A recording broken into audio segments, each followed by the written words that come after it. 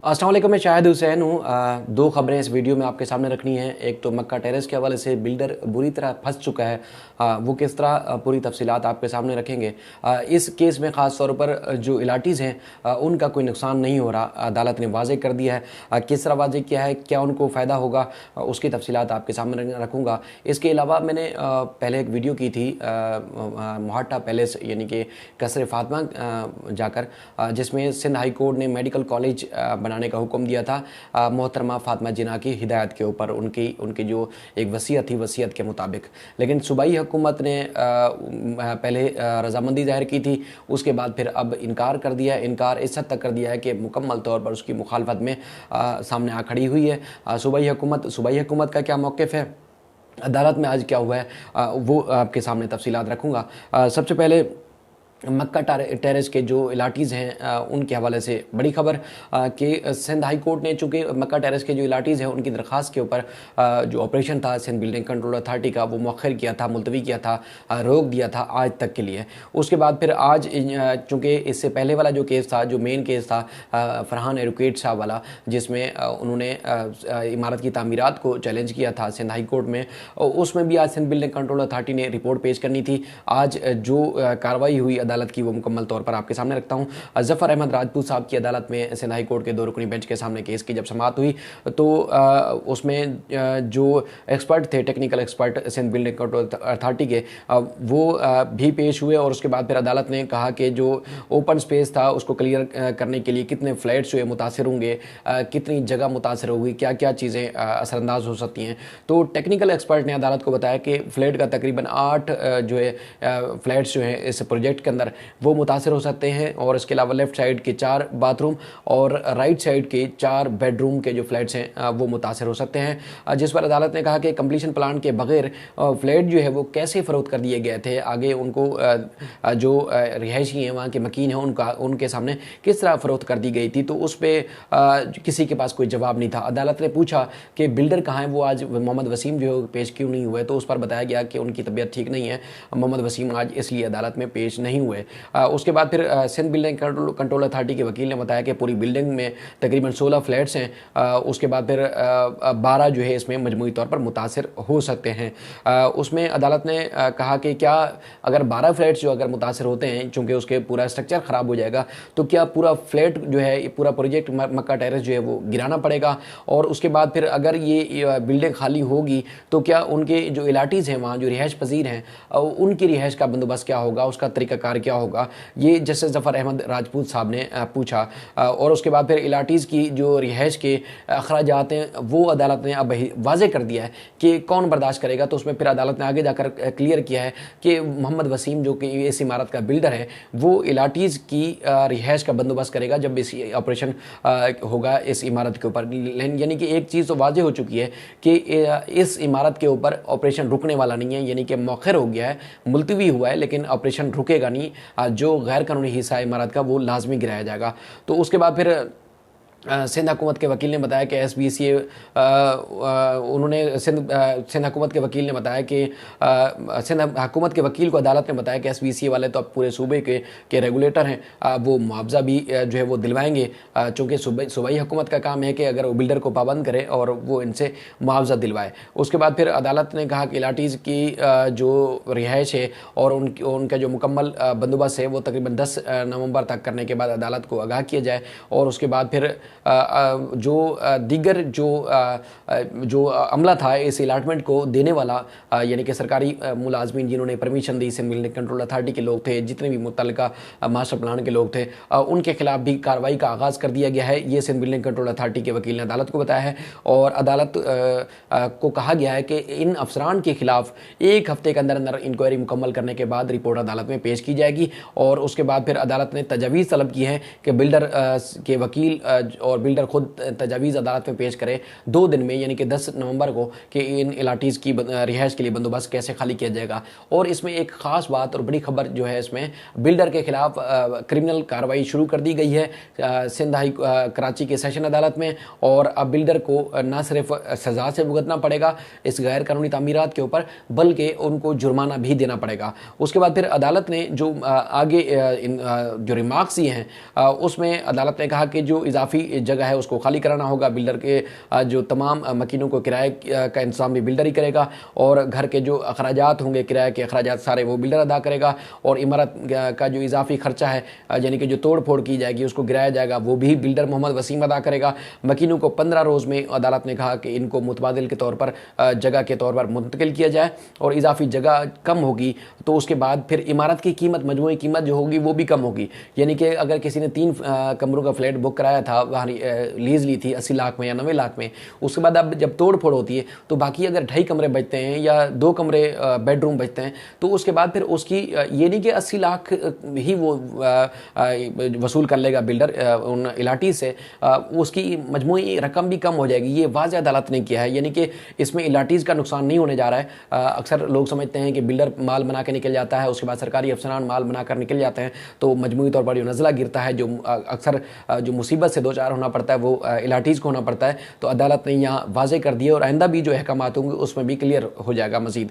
और उसके बाद फिर जो रकम कम होगी, यानी कि 3 के बजाय अगर 2 कमरे बाकी रह जाते हैं, बिल्डर पहले 80 लाख ले चुका है लेकिन अब उसमें मजमूई रकम में भी कम होगा और अदालत ने कहा बिल्डर से वो रकम भी वापस दिलवाएंगे उन इलाटीज़ को। और उसके बाद फिर कहा कि बिल्डर से पूछ कर बताएं, वो ये सब खुद करेगा तो बेहतर होगा।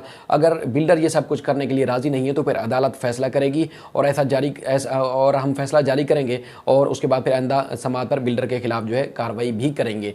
ये बड़ा वाज़ेह हो चुका है कि अब किसी जो है वो किसी इलाटीज़ का, यानी कि जो पूरी ज़िंदगी की जमा पूंजी शहरी लगाते हैं, अब उनको नुकसान नहीं होगा। ये मक्का टेरेस के लिए हुक्मनामा है, लेकिन अगर कहीं और इस तरह की प्रोजेक्ट के ऊपर अगर कोई सरकारी इदारा कार्रवाई करता है तो वहाँ इलाटीज़ को अगर वहाँ कोई उनको मुआवजा नहीं मिल रहा या उनको बर वक्त उनके मुतबादिल नहीं मिल रहा तो इसी अदालत के हुक्मनामे को नज़ीर के तौर पर पेश करके रिलीफ लिया जा सकता है। ये मक्का टेरेस वाला हुक्मनामा जो है तमाम शहरी उनके लिए, कराची के शहरियों के लिए बड़ा अहम होगा। इसको ज़रूर आप नज़र में रखें। जब अगर खुदा न खासा किसी और प्रोजेक्ट के ऊपर कोई कार्रवाई होती है, उन प्रोजेक्ट के ऊपर अगर इस तरह का हुक्मनामा नहीं होता तो इलाटीज़ अपने फ़ायदे के लिए हुक्मनामा इस्तेमाल कर सकते हैं। बाकी और भी बेशुमार जगहों पर ऑपरेशन जारी हैं, कार्रवाइयाँ जारी हैं। मुझे यहाँ पर एक चीज़ और याद आ रही है कि सुप्रीम कोर्ट ने हुक्मनामा जारी किया था राशिद मिन्हास रोड पर अलादीन पार्क के सामने रॉयल पार्क रेजिडेंसी के हवाले से। उसमें नासिर लूथा साहब जो है इस इमारत के मालिक थे, बिल्डर थे। अदालत ने तमाम इलाटीज़, चूँकि प्रोजेक्ट मुकम्मल नहीं हुआ था, नामुकम्मल प्रोजेक्ट को सुप्रीम कोर्ट ने गैर कानूनी तामीरात थी उसको मस्मार करने का हुक्म दिया था। तो जो इलाटीज़ से उनको अदालत ने बिल्डर को पाबंद किया था कि इनको जो उनका रकम है वो रकम वापस करें, लेकिन अब तक जो है वो 1 साल का अरसा गुजर चुका है, अब तक इलाटीज़ जो है वो रुल रहे हैं, उनको अब तक नासिर लूथा की जानिब से कोई भी रकम वापस नहीं की गई। अब सुप्रीम कोर्ट ने चूँकि नासिर लूथा की जो DHA फेज़ 8 में एक और प्रोजेक्ट था उसको इस इमारत के साथ अटैच कर दिया था कि जब तक इन इलाटीज़ को, यानी कि जो रॉयल पार्क रेजिडेंसी के इलाटीज़ को नासिर लूथा रकम वापस नहीं कर देते, बिल्डर वो रकम वापस नहीं कर देते, तब तक वो DHA फेज़ 8 वाली जो प्रॉपर्टी है वो सेल नहीं कर सकते, आगे सब रजिस्ट्री नहीं दे सकते, किसी और को अलाटमेंट नहीं दे सकते। तो अब तक ये मुतासरीन जो रह रहे हैं, लेकिन ये हमारे इदारों को चाहिए कि अब उन इलाटीज़ जो कि ओवरसीज़ पाकिस्तानी भी हैं, पाकिस्तान में भी जो लोग रहते हैं, बड़ी मेहनत से उन्होंने पैसा कमाया है और वो अच्छे रिहाइश के ख्वाहिशमंद थे, बेहतर तरीके से रिहाइश के ख्वाहिशमंद थे, लेकिन उनका पैसा भी डूब गया, उनको रिहाइश भी नहीं नसीब हुई। तो फिर ये हमारे इदारों को चाहिए कि अदालती अहकामात के ऊपर अमल दरामद कराएं और नासिर लूथा के साहब से वो पैसे निकलवा के इलाटीज़ को वापस दिलाएं। काफ़ी दोस्त हैं हमारे जो मेरे मुस्तकिल देखने वाले यूट्यूब पे, वो कमेंट्स भी करते हैं, वो कहते भी हैं कि उनके लिए आवाज़ उठाई जाए। ज़ाहिर नाम लेना मुनासिब नहीं है, शायद उनको भी अच्छा न लगे मेरे जो देखने वाले हैं, लेकिन इलाटीज़ को रकम दिलवाने के लिए सुप्रीम कोर्ट ने पाबंद किया है। और इसी तरह का जैसे मक्का टेरेस का हुक्मनामा है वो उस पर वो उनको नज़ीर के तौर पर पेश किया जा सकता है। तो आप जिन जिन के घर खुदा न खासा अगर टूट रहे हैं या प्रोजेक्ट्स टूट रहे हैं, तजावज़ात में आ रहे हैं या गैर कानूनी तामीरात में आ रहे हैं, तो आप खामोश नहीं बैठें, बिल्डर्स के खिलाफ क्रिमिनल कार्रवाई भी करवा सकते हैं, बिल्डर्स के खिलाफ आप मैदान में भी आ सकते हैं। बिल्डर्स के खिलाफ अगर सूबाई हुकूमत या उनके इदारे कोई कार्रवाई नहीं करते तो आप मैदान में आके अपने हक में आवाज़ उठा सकते हैं। बहरहाल ये रॉयल पार्क जो रेजिडेंसी थी उनके हवाले से भी अदालत का वाज़ेह हुक्मनामा सामने है। फिर हम आते हैं दूसरी खबर की तरफ। आपको याद होगा कि हमने वहाँ भाटा पैलेस कसरे फातिमा के ऊपर हमने जाके वीडियो बनाई थी। सिंध हाई कोर्ट का सिंगल रुकनी बेंच का फैसला था। तकरीबन 50 साल के बाद जो है फैसले पर अमल दरामद हो रहा था कि मोहतरमा फातिमा जराह साहिबा ने अपना जो उनका घर था यानी कि कसरे फातिमा, उसको लड़कियों के लिए मेडिकल कॉलेज बनाने की वसीयत की थी। जस्टिस जुल्फ़िकार अहमद ख़ान ने वो उस वसीयत पर अमल दरामद करने का हुक्म दिया था। सूबाई हुकूमत ने रजामंदी ज़ाहिर की थी, नई ट्रस्ट बनाने की जो है वो उसमें हुक्मनामा जारी किया गया था। और ऑफिशियल असाइनिंग जो कि सिंध हाई कोर्ट के एक ऑफिसर हैं, उनको हुक्म दिया था कि 8 नवंबर तक उस इमारत को अपनी तहवील में ले लें। ऑफिशियल असाइनी ने अदालती हुक्म के ऊपर अमल दरामद शुरू कर दिया कि सूबाई हुकूमत के मुख्तलिफ जो लोग थे जिनके पास ये मोहटा पैलेस की या कसर फातिमा की कस्टडी है या उनकी पोजीशन में, तो ऑफिशियल असाइनी ने उनको नोटिस जारी किए थे, यानी कि अब 1-2 रोज़ में ऑफिशियल असाइनी की तहवील में आ जाता और उसके बाद फिर मेडिकल कॉलेज की तामीर का जो सिलसिला था वो शुरू होने वाला था। लेकिन सूबाई हुकूमत ने सिंध हाई कोर्ट के सिंगल रुकनी बेंच के फैसले को सिंध हाई कोर्ट के 2 रुकनी बेंच के सामने चैलेंज कर दिया है और जस्टिस अकील अब्बासी की सरबराही में 2 रुकनी बेंच ने इस केस की समाअत की। अब अदालत ने जो सिंध हाई कोर्ट का सिंगल रुकनी बेंच का फैसला था उसको मुअत्तल नहीं किया है, लेकिन जो सिंध हाई कोर्ट ने हुक्मनामा जारी किया था कि ऑफिशियल असाइनी जो है उसको इस इमारत को अपनी तहवील में लें, उसको अदालत ने आर्जी तौर पर तहवील में लेने से रोक दिया है और नोटिस जारी किए हैं। फ्रीकैन को 18 नवंबर को जवाब तलब किया है सिंध हुकूमत की अपील पर, जिसमें जो अमीर नाजिश अमीर और दीगर जो दरख्वास्त गुजार हैं उनकी दरख्वास्त के ऊपर अदालत ने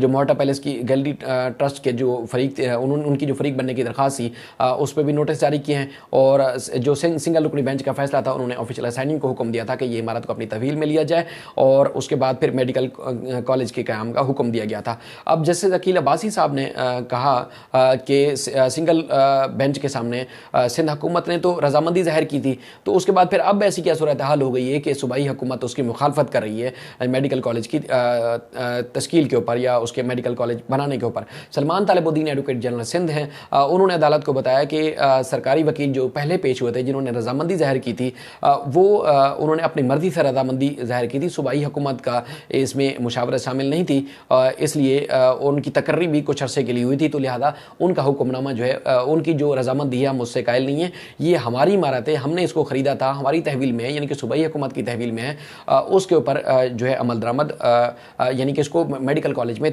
तब्दील नहीं किया जा सकता।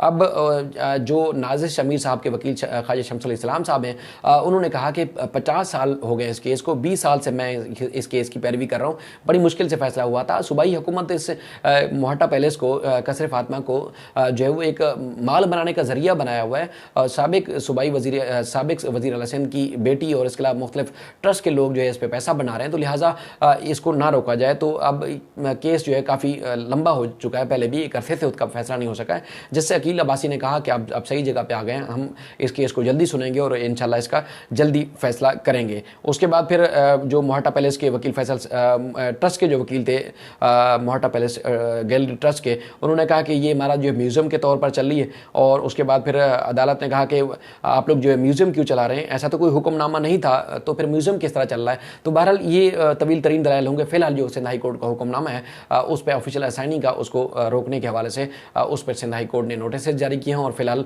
मेडिकल कॉलेज की तश्कील के हवाले से मामला रुक गया है। आप देखते हैं आगे जाकर क्या होता है, आप खुद अंदाज़ा लगाएं कि बानियान पाकिस्तान के साथ या उनकी प्रॉपर्टीज़ के साथ किस तरह हो रहा है। अल्लाह ही हाफिज़ है इस मुल्क का।